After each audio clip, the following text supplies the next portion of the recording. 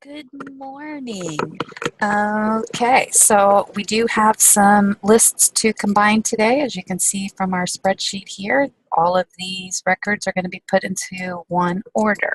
So I am going to walk you through what we do to make that happen. All right, so I'm pulling 4,364 records.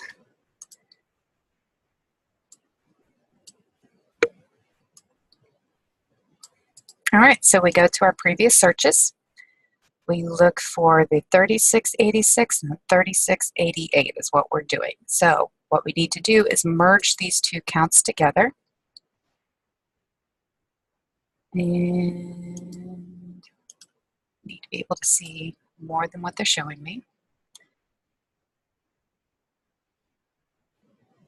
Went past them. Okay, so we've got 3686 and 3688. Those are the two we're putting together. So we put them over here to combine.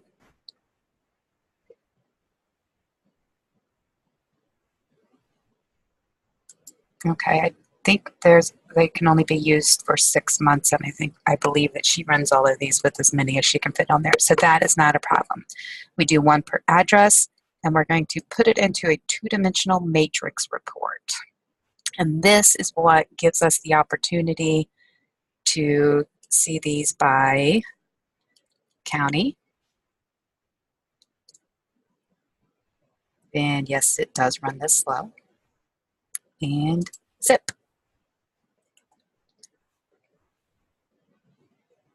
Okay, now I like to rename these, but it's just for my benefit.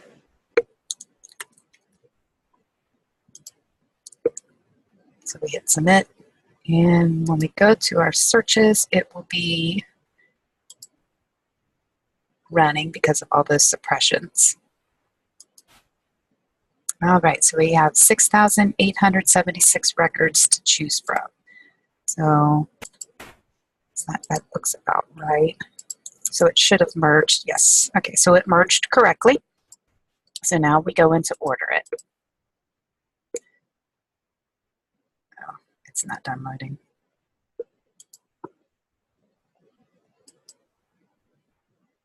Okay, why is it not letting me place the order?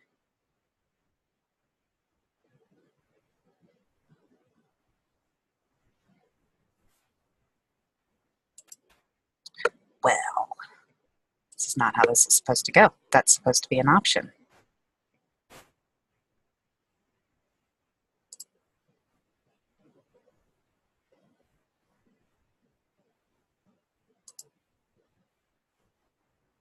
I wonder if it's because of that suppression. I'm going to pause this to see what's going on, because normally it just automatically pops up with you can place the order. So I'll be back in just a moment. Okay, so it was the two suppressions that needed or that had fallen off. So I just reran the counts without those suppressions, and I clicked on here. Show you. Go back real quick. I merged them together again and still came up with the same number, so those suppressions were actually not doing anything. Okay, so from here, we place order, and we would like to order from our breakdown report. This is a one-time use because there's not a list included with it, so we won't be selling a phone number or anything with it. We're just pulling the mailing list. Okay, so what is needed here is this PO,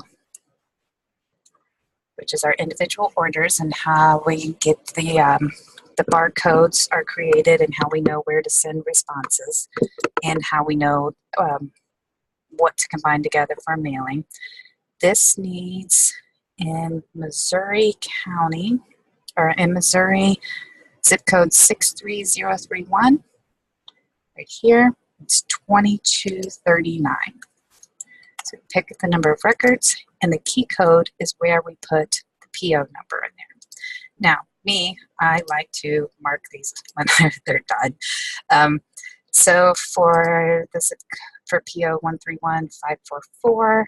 We are in Indiana. Zip code 46254. 46254 has 21. And 46220. 46220 has 125. Normally, these would all be in higher quantities. This is a very different type of mailing that we do. Okay, so for PO 131545, we have 46055, which is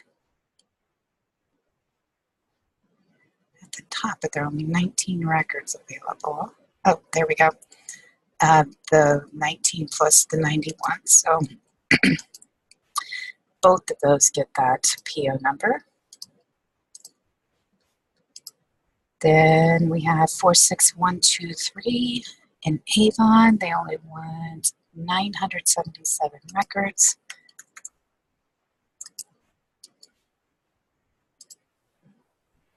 One good thing about this is you can see that we don't always take everything in account. We are in a zip code, and we do need to know the zip codes because people will order this specifically.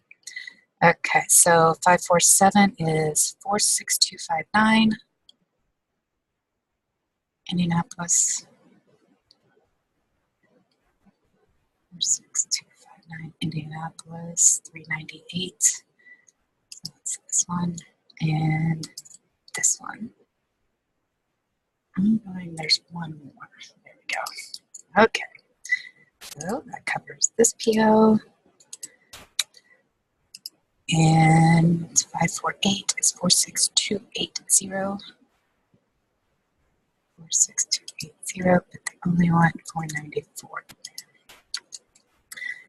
All right, so at the moment, I need to zero out the remainders.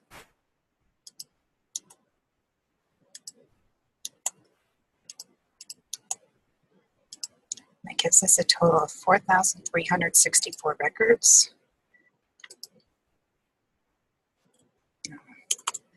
4,364, so we've got the correct count on there, and then we hit submit. I prefer to work with zips as opposed to executables. We add in the walk sequence.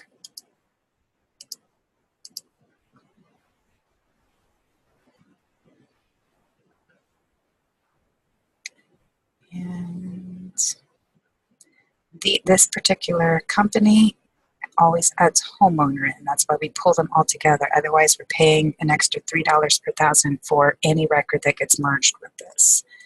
So we hit submit. I'm sure that all of this stuff is not what you're interested in.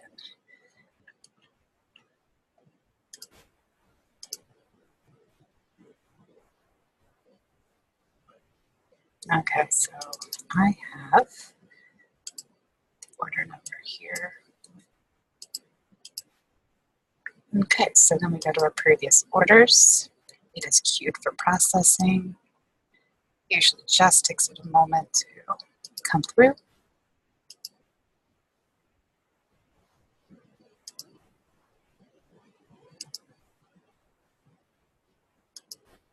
Okay, I think I'm going to pause this again until it comes through as we can pull it so that you can see the output file.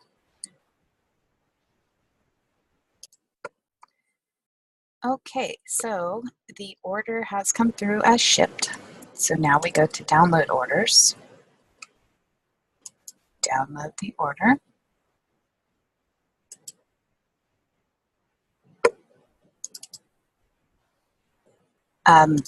These are different things that come when we purchase the lists off ListDirect. It is not something that we use for anything.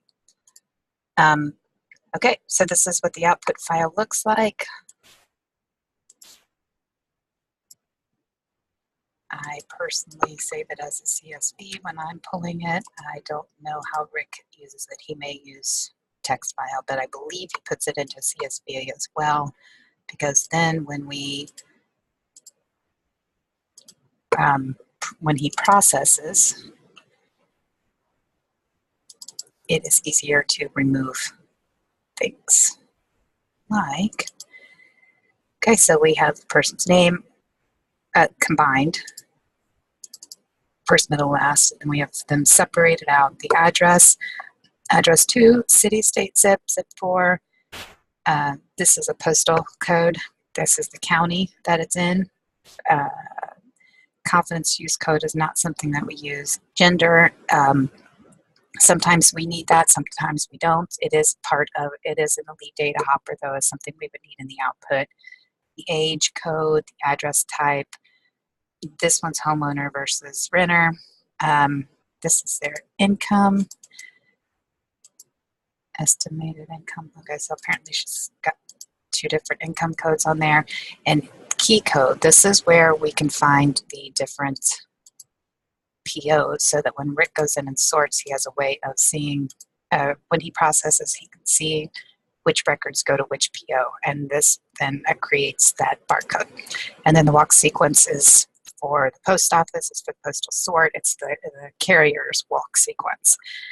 So then from here, Rick takes over, does the processing manually, and then when he's done, he puts all of these records, including the barcode, into the mailing data table, which is then what feeds off, everything else feeds off the mailing data table. So if you have any questions, just let me know.